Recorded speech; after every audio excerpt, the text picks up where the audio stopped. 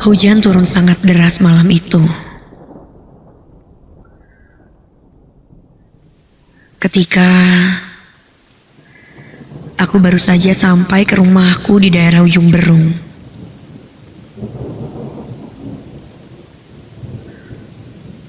Pembantuku Biani menyambutku dan langsung membawakan barang-barangku.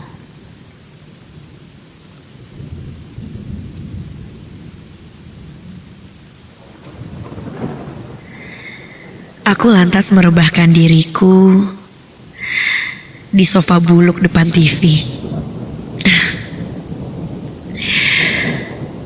Ku nyalakan TV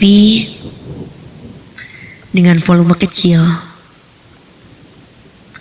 agar tidak begitu sepi.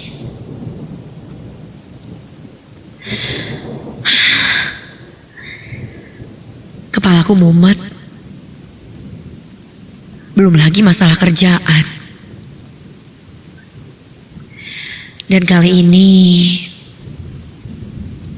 ditambah soal mantanku yang masih saja mengejar-ngejar.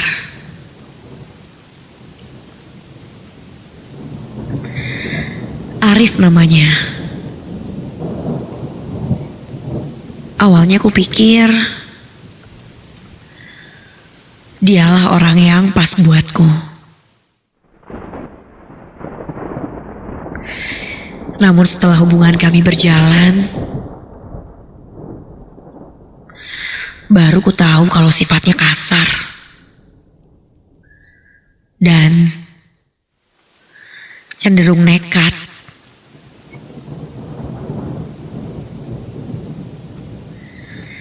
Ini juga membuat orang tuaku tidak setuju.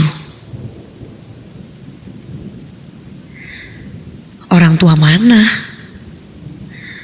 yang mau anaknya dikasari?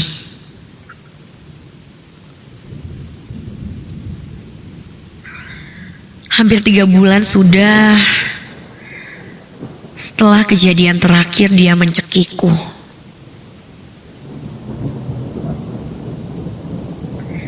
Kuputuskan untuk tidak lagi berhubungan dengan dia.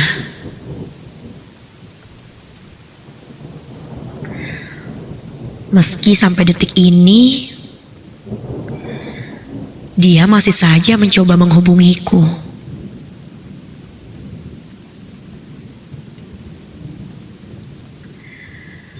Seperti di malam itu.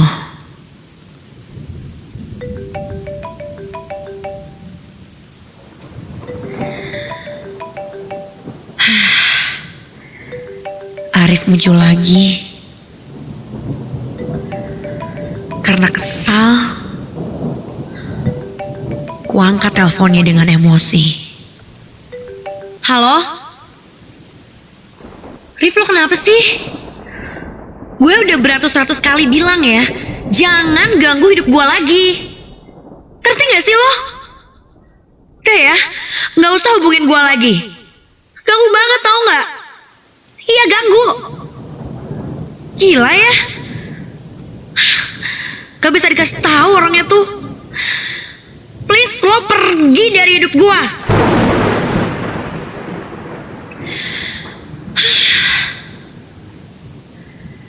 Ku lempar handphoneku ke karpet. Kepalaku tiba-tiba saja terbayang Arif. Seakan terus menghantuiku.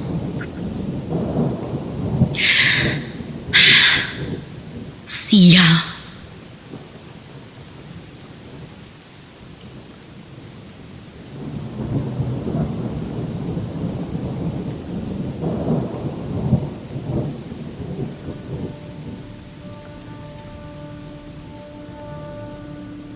Dua minggu kemudian, Arif tak pernah menghubungiku lagi.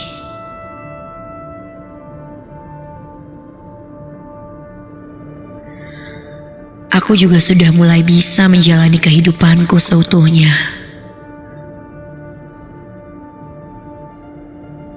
Oh ya, di rumah aku hanya tinggal dengan Biani, pembantuku. Karena orang tuaku berada di luar kota.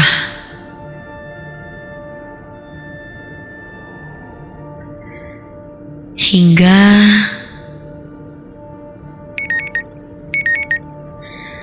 Biani mengirim pesan padaku bahwa dia izin pulang ke rumahnya karena anaknya sakit. Berarti aku akan sendirian di rumah. Iya, Bi, cepat sembuh anaknya ya.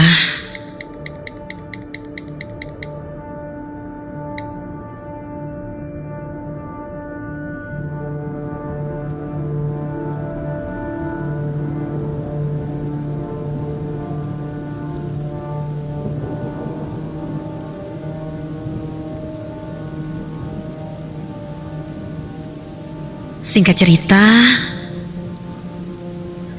sekitar jam 11 malam aku sampai ke rumah.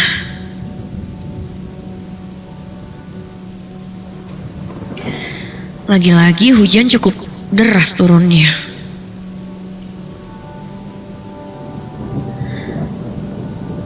Kali ini tidak ada yang membawa bawaanku. Aku masuk ke dalam dan langsung rebahan di sofa.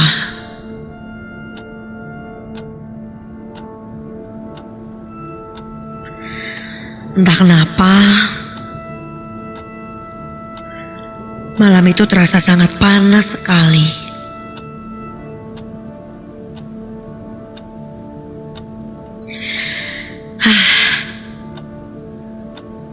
Mungkin karena hujan. Aku memejamkan mata.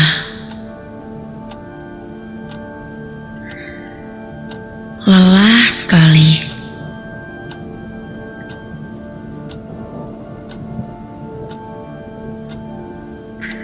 Suasana malam itu hening sekali.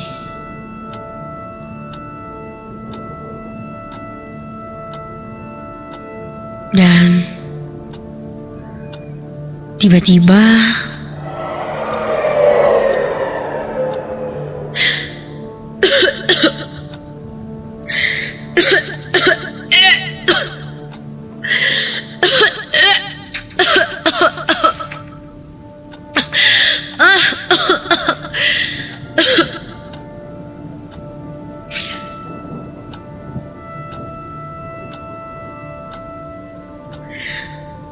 aku terbatuk-batuk seperti ada sesuatu di tenggorokanku.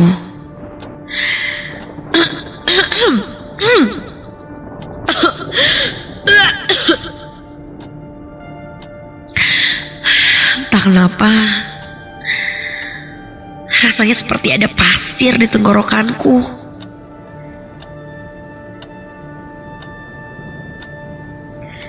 Aku pun bangun dan beranjak ke dapur untuk mengambil air minum.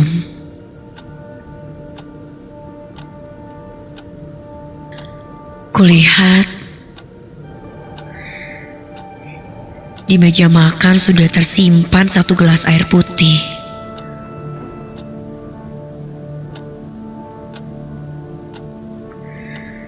Tanpa pikir panjang, aku langsung meminum air itu. Dan begitu air segelas itu kuteguk habis. Astaga.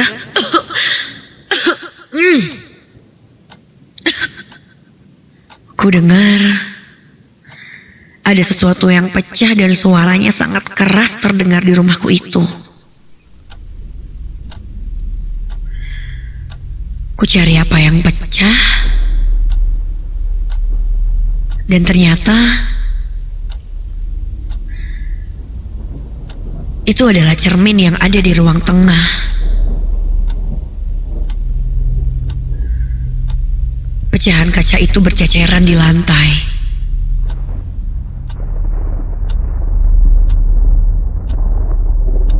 Itu cukup mengagetkanku.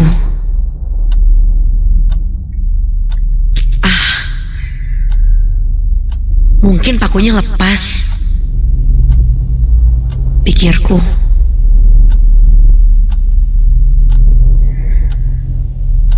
Tak kubereskan pecahan kaca itu.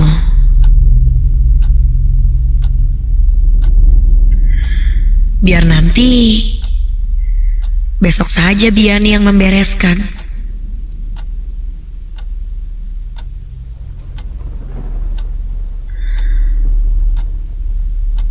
Aku lanjut ke kamarku. Tenggorokanku masih terasa kering sekali. Aku mulai tak enak badan. Sepertinya gara-gara kehujanan.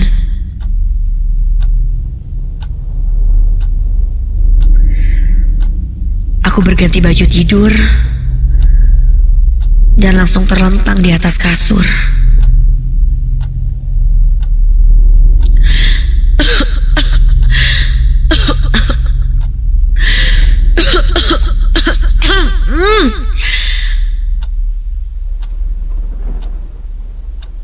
Berkali-kali aku batuk.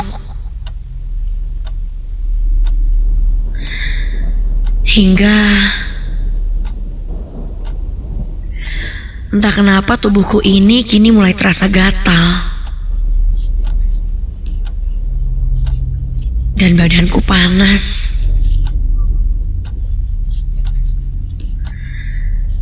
Ku garuk semua bagian tubuhku yang terasa gatal itu. Mulai dari lengan, kaki, sampai punggung dan wajahku. Ya Tuhan, ini kenapa lagi? Rasa gatal itu kini semakin menjadi. Hingga tak ayal membuat luka lecet karena ku garuk. Semakin ku garuk, semakin gatal.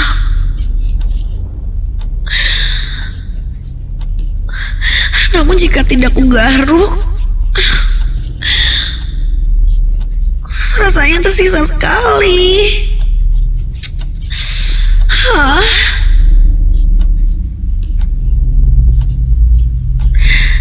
Aku lantas beranjak menuju ke tempat obat dan mencari obat tidur. Langsung kutelan obat tidur itu agar aku segera tidur dan melewati malam itu.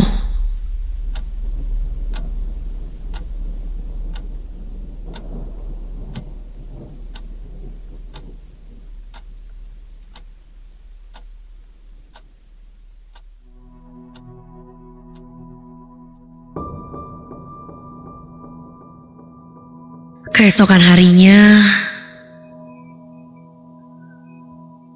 aku pergi ke dokter untuk berobat.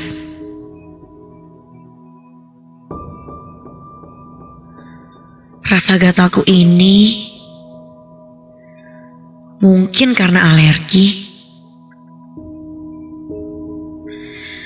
Namun ketika diperiksa, tak satu pun ada penyakit yang terdeteksi padaku.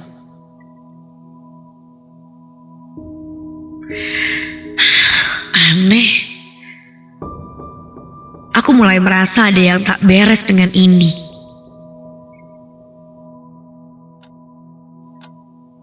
Malam berikutnya, aku kembali merasakan gatal di tubuhku itu.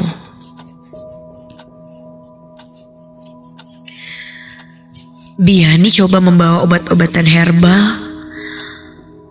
untuk meredakan rasa gatalku.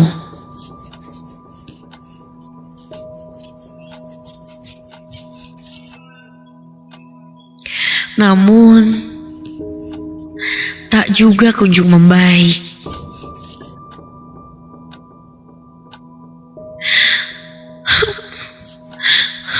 Badanku sudah mulai ada yang berdarah dan penuh dengan luka garukan. Bahkan mukaku hampir rusak gara-gara aku garuk terus.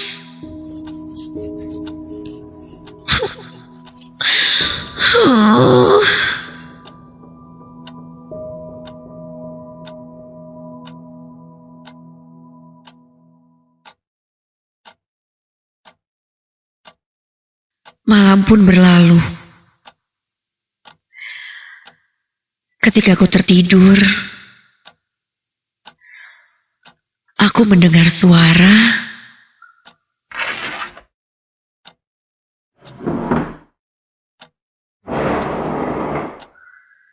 seperti ada yang mengacak-acak kamarku.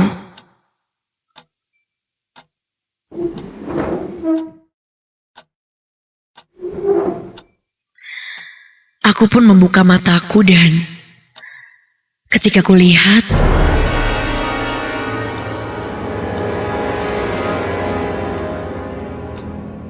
kamarku menjadi berantakan. Pintu lemariku terbuka, laci terbuka,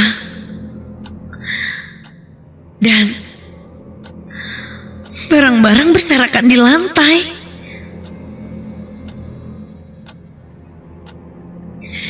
Dan ketika kulihat ke arah pojok,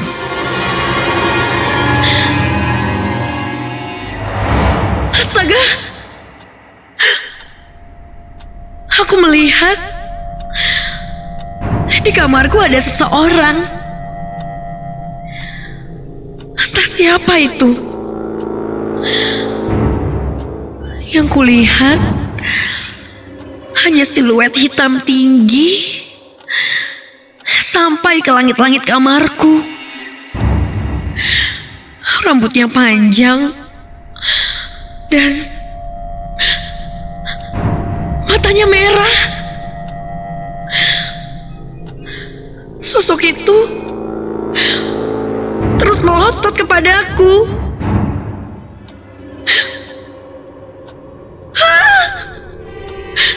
Sontak aku berteriak hingga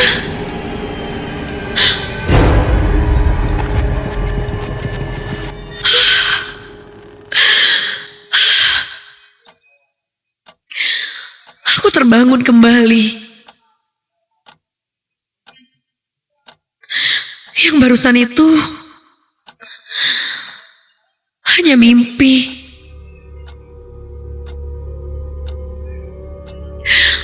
Begitu bangun, aku merasakan gatal yang teramat sangat. Tidak ada pilihan. Saking kesalnya, aku garuk lagi semua badanku yang sudah penuh borok ini.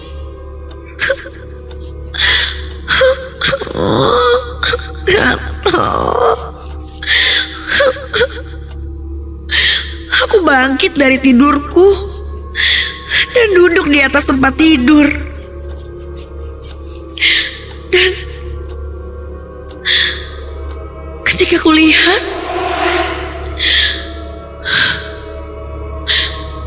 ya Tuhan, kamarku memang berantakan, persis seperti yang kulihat di mimpiku tadi. Bulu kuduku meremang, jantungku berdegup. Aku tak bisa berkata apa-apa. Aku mulai takut. Sampai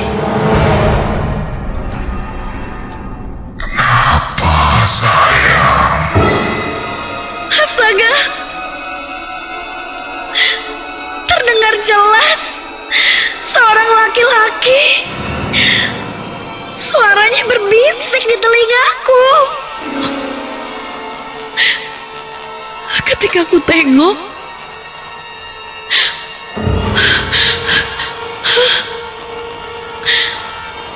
tidak ada siapa-siapa di kamarku itu.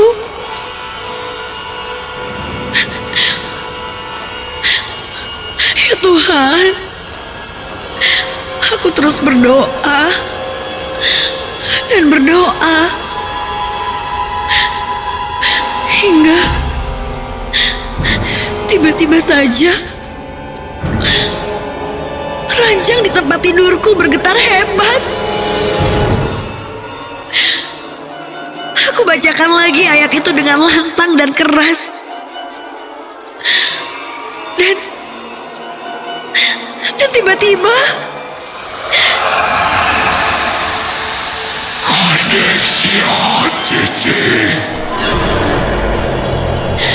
tiba-tiba saja muncul tepat di sampingku sosok makhluk yang sangat menyeramkan. Wajahnya hitam semua, dengan rambut panjang dan matanya membelalak merah. Astaga, giginya bertaring dan dia berteriak kepadaku.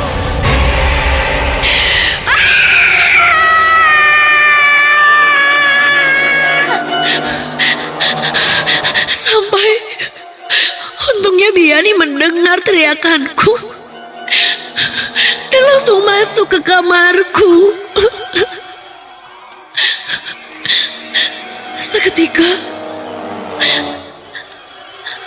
Seketika sosok itu pun hilang.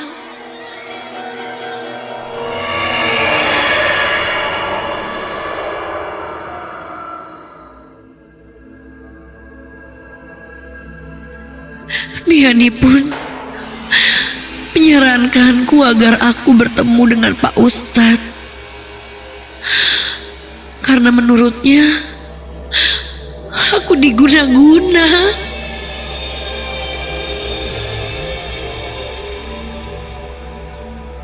Keesokan harinya, aku pun bertemu Pak Ustadz. Dia salah satu orang yang bisa dibilang mengerti hal-hal seperti ini. Hingga akhirnya aku pun diberitahu bahwa aku memang mendapat kiriman.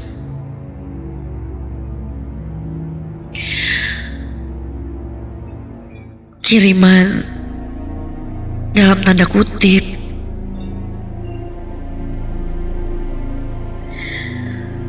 Dia tidak memberitahu siapa itu. Meskipun aku ada feeling kuat pada satu orang yang sangat kucurigai.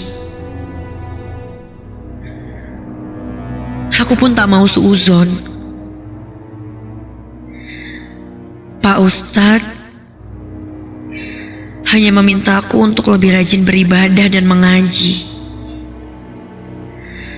Karena yang seperti itu akan terus masuk jika kita tidak dibentengi oleh iman yang kuat. Yang terjadi padaku adalah santet biriang, di mana seluruh badan akan terasa sangat gatal dan panas. Wallahu alam. Tapi yang jelas, syukurlah hal itu pun hilang dengan sendirinya. Aku juga tidak mau membalas atau mencari tahu siapa. Yang jelas, jika seperti itu juga, aku tidak ada bedanya dengan dia yang menyantetku.